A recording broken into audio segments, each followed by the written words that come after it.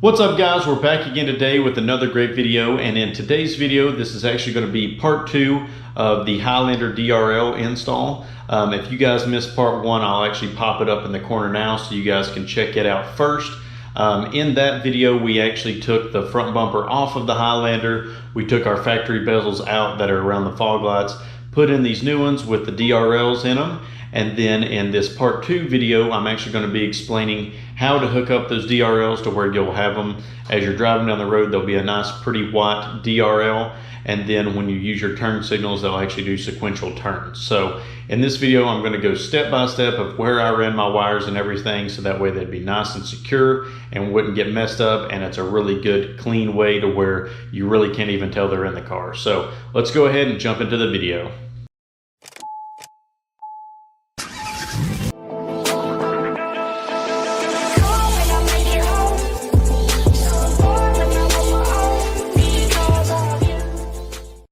Alright, so as you guys can see, I've got both lights installed with the wires coming through right here on both sides. And now I've moved the bumper in front of the car, that way I can kind of see where the wires need to go. So they give you a wiring harness, and it's got a little box, and then it's got a longer lead on one side which is going to run to your passenger side, and then a shorter lead for the driver's side. So here is, I've kind of already set it up so you guys can see how I'm going to run the wires. So as you guys can see, right here is the first pigtail, or the first wiring that's going to hook up to the fog lights right here. And this is going to be our harness. It's going to run right across. And there's actually going to be a little bit more wire right here. It's just, obviously, it's kind of folded. Once we zip tie it and clean it up, we'll have a little bit more. But also, you've got a pretty long lead right here. So they give you a generous amount of wire, which is really nice. So we're going to run it straight across, as you guys can see. So it'll run right through here. And then I'm going to run it with the factory wire right here. That'll be something good that we can zip tie the wire to. And then, as you guys can see, the box right here is actually going to be hidden right behind this air diversion panel, and it'll kind of keep some of the rain, water, stuff like that off of the box, just kind of help it a little bit. And then what we're going to do is, here's the second pigtail, and I'm going to run it right across, and I'll actually zip tie it up right here. And then you can see it's going to be right here with our fog light harness, which will be nice. And I'm going to leave a good amount off, so that way if we ever need to take the bumper off, you know, it'll give us enough room to pull the bumper forward and still be able to disconnect this. So then what we're going to do is, as you guys can see, our other wires are running right through here, and they're going to come up, as you guys can see, down in here, right here. So they're going to come through right there. There's actually some factory wires right there that you can zip tie the wire to kind of make it cleaner. And then we're going to run it right up, and then once I get this all hooked up like how it's supposed to be, I'll show you where these wires are going to hook up to, and kind of a better way of how to clean this area up. But this is kind of how I'm going to put it for now. And then what we're going to do with our yellow wires is we're going to run them up through to where we can get to the turn signal. Because your factory turn signals up here is actually what's going to tell the new DRLs that we're adding underneath the fog lights. They also do the turn signals if you want to wire them that way. If you don't, they can just be daylight running lights and stay white. I'm going to go ahead and wire them to the turn signal, so that way you guys know how to do them. If you don't, then you just won't hook them up, and then they'll just be daylight running lights pretty much. But we're actually going to run the yellow wire up through here, because we're actually going to tap into the turn signal wire on either side, and then that's what's going to make the function work for the turn signal, or the DRL, to change to a turn signal and then go back to a DRL. So we'll also run that yellow wire up through with this one on this side, and then we'll just run it straight up over there on that side as well. Alright, so I got everything zip tied up. I actually took 2 zip ties and wrapped them around the bash bar right here in the front, and then I took a smaller zip tie and then just zip tied the wire to it. That way it would hold it and it's not bouncing around everywhere when you're driving down the road. Same thing right here, 2 went around, and then I zip tied the wire to the one zip tie. And then once you get over here, you can actually just zip tie it straight to your factory wiring harness, and it's super hidden, super sleek, looks good in OEM. And then we get underneath here, and I actually put some 3M double-sided tape on the back of this box, the conjunction box right here. and I actually stuck it down on here so it's not bouncing around or moving around. If you guys don't have that, you could probably zip tie it up to here or wherever you kind of want to move it, but I would suggest putting it somewhere that it's kind of going to be a little bit protected, because it's just good for the conjunction boxes not to get super soaked, or somewhere where they can get hit by something. So as you guys can see, then we ran our other pigtail. I'll come out to it. It's actually right here, right beside our fog light harness, and I actually zip tied it up the factory harness, and then we ran it straight across right here, right over to the conjunction box. And then here's where we're going to get our power and everything at, and it's going to run through right here and come up. And then as you guys can see, it's coming through right here, and I hadn't zip tied anything else from here on, because like I said, I'm not exactly sure where I'm going to wire this or how I'm going to wire it yet. So I've got it all to there. Now when we put the bumper up, I'm just going to run the yellow wire up through the same way I did everything else on this side. And then on the passenger side, as you guys can see, you can actually see down there really good on this side. So I'm just going to run it up right into here with the factory harnesses, and then I can just grab it from here and we can do the wiring that we need to do. All right, so I got the bumper set up here, and it's kind of cool because there's two little plastic clips right here and right here, and it'll actually hold the bumper up for you. There's no bolts in it at all. I don't have anything popped in right here. What I'm actually going to do is go ahead and put one bolt in here and one bolt in over here so it don't fall on me, and then that'll kind of allow me to pull this back, and I can stick my arm in here and route this yellow wire up where I want it to be at on both sides. And then we'll actually go ahead and put all of our bolts in. Also too, before you put the rest of the bumper back on, make sure your sensor's hooked up on this side, your fog light's hooked up on this side, and then also that new DRL plug is hooked in on your passenger side. On your driver's side, you just need to make sure your fog light one's hooked up, and then the new DRL plug is hooked up. Also, I was going to let you guys know, this is kind of a little thing that I do. I put each bolt set in a different baggie. So here's all my bolts that are going to go underneath the front bumper. Here's the driver's side splash shield, passenger side splash shield. And then I already opened the bag of the 4 bolts that are underneath the radiator cover right here. I put those in, like I said, so the bumper wouldn't fall while I was reaching through running those wires up. So here is where my turn signal wire is going to be on this side, and then this is how I have my wires on this side. That way we can use the vehicle to not.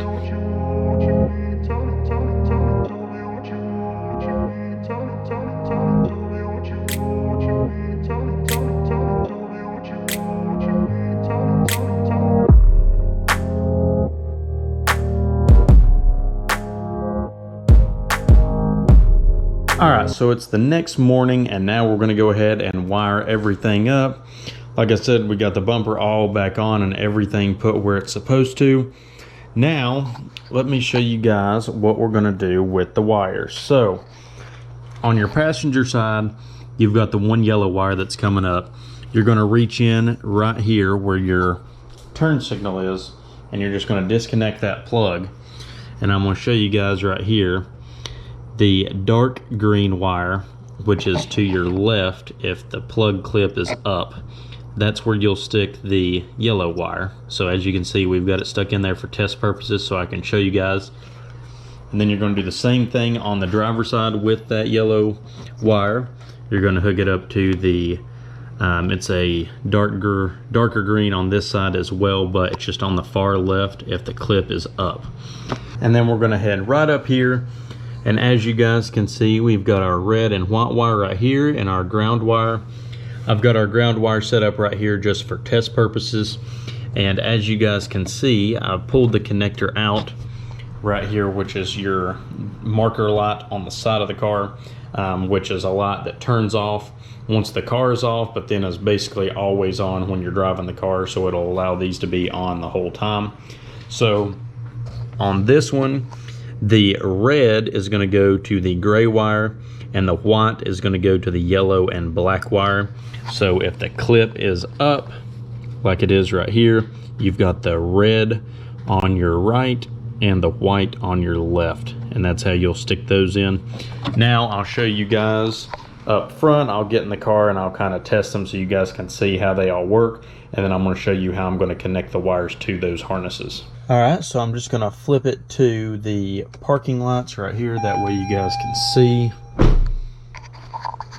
how they look. And as you guys can see, they're on over here and they're on over here. So what I'm actually going to do is I'm actually going to go back right here, and I'm actually going to cut the wire in half, and I'm going to solder these wires in line and use some heat shrink to make it all look nice and look factory.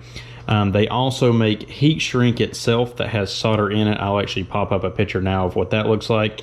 If you guys don't have a soldering iron or not able to solder, you can buy these instead, and it's pretty much the same thing. You'll just put your wires in there and then heat it up, and the solder that's within the heat shrink will actually melt and it'll be soldered together as well.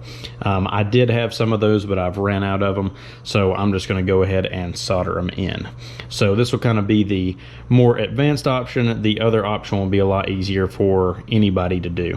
Alright, so I'm going to show you guys how I'm going to solder this on the passenger side, because it's going to be a lot easier for me to show you guys over here. So as you can tell, I've ran my wire up, and I've actually got it zip tied right here to the factory harness. Ran around right here, and then what I've done is they just have this electrical tape ran around this wire loom. Just take that off, and then you can pull your factory wiring harness out of the wire loom. So don't be afraid or anything. This might look kind of scary. Wiring is not scary at all. You're good as long as you've got the right wire that you need, which I've told you. And then I'm going to show you guys how to clean it up and make it look factory to where it don't look like a jumbled up mess underneath your hood. So we've got it zip tied to here, and then I pulled the wire loom back. So now what I'm going to do is I'm actually going to cut this green wire in half right here. And I'm going to strip the wire back on this side, strip the wire back on this side, and then we're going to cut our yellow wire to the length we need and strip it back. So then what we're going to do is we're actually going to mate the wire coming up right here and the yellow wire together, and then solder it back to this connector side. And then once we do that, we can tuck it all in this wire loom right here, and then we can rewrap the tape, and you won't even know it's in there at all, except for you'll just be able to see the wire right here. Really, you can pull this wire loom all the way back, but there's actually a factory zip tie that goes around it right here, so that's why I've decided to pretty much just go right past that factory zip tie. So I'm going to go ahead and cut my two wires and stuff. I'll kind of speed it up in a time lapse and show you guys how I'm going to do it, and then you're going to do the same thing on that side. Also, before you get started, make sure you disconnect the ground wire on your battery terminal. That way, anytime you're doing electrical stuff, you always want to do that in case you accidentally hit a wire to another piece of metal and it shorts it out. It won't hurt your, like your body control module or any of your modules inside the car. So I have already done that, and you want to give yourself a good amount of length right here. So as you can see, our harness is way down here, and I'm just going to come in and cut right here in the middle.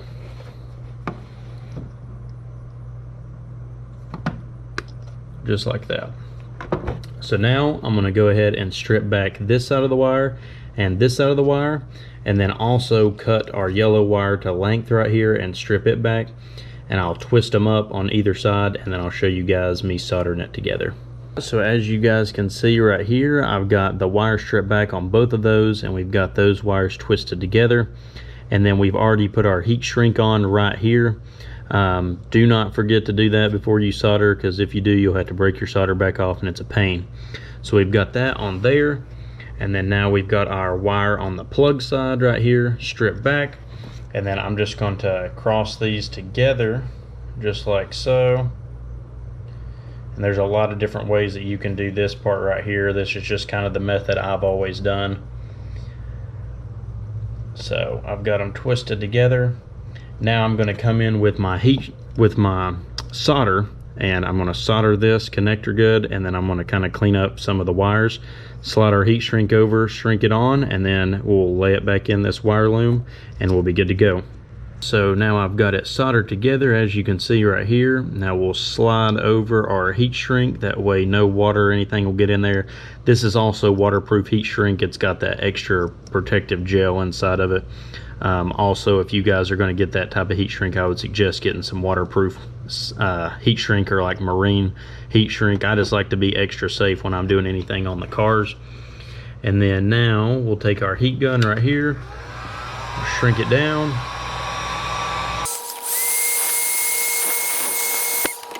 just like that, and then there's your finished product.